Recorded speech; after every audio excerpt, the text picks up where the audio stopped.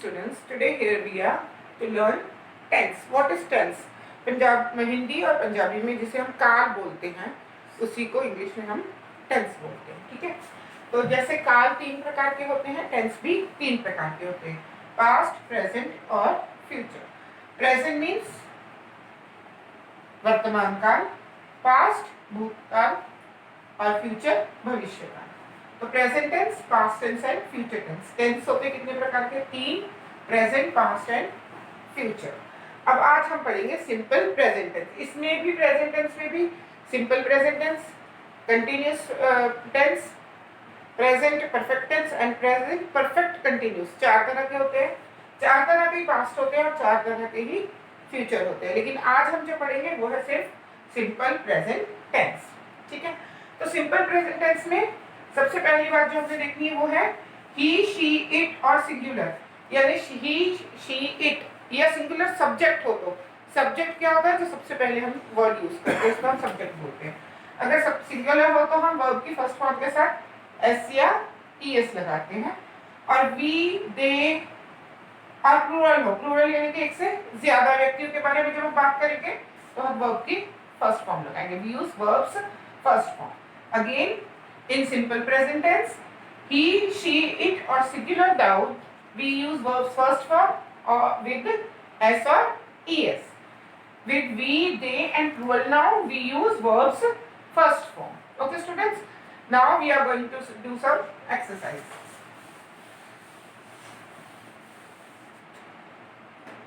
First sentence is he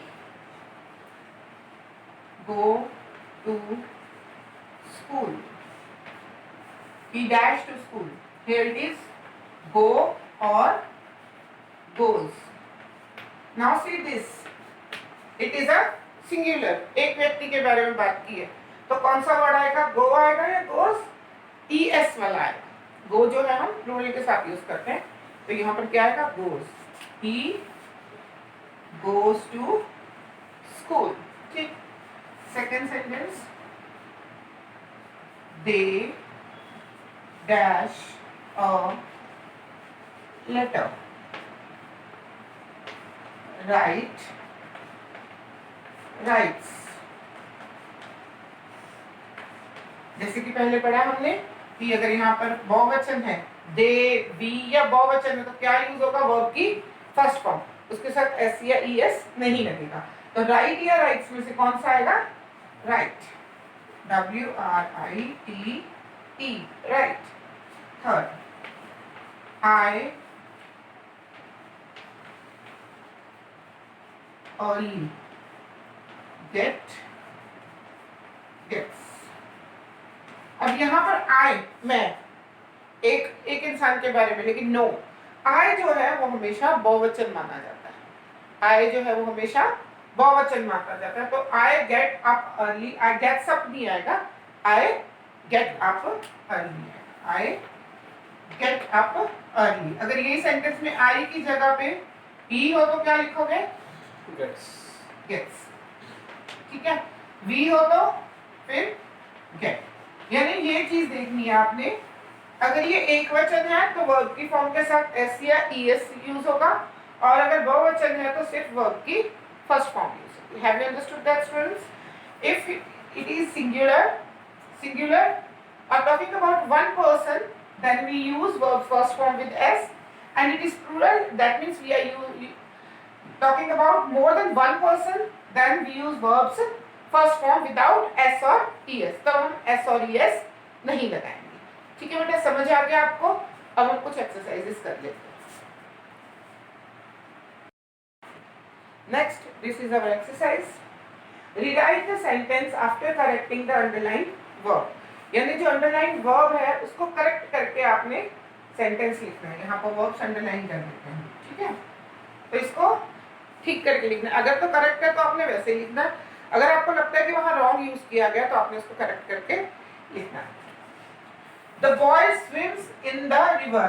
ये क्या है? Boys. सिंगुलर है प्लूरल है? It is plural. तो प्लूरल के साथ एस नहीं लगना है तो हम रीराइट कैसे करेंगे? The boys swim in the river. ठीक है, next we eats boiled food. Eats यहाँ पर भी ये प्लूरल है, तो क्या आएगा?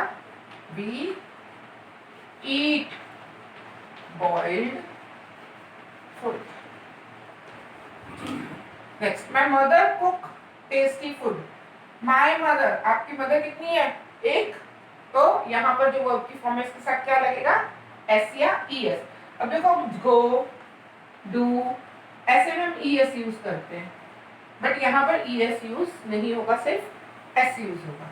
क्या आएगा? My mother cooks tasty food.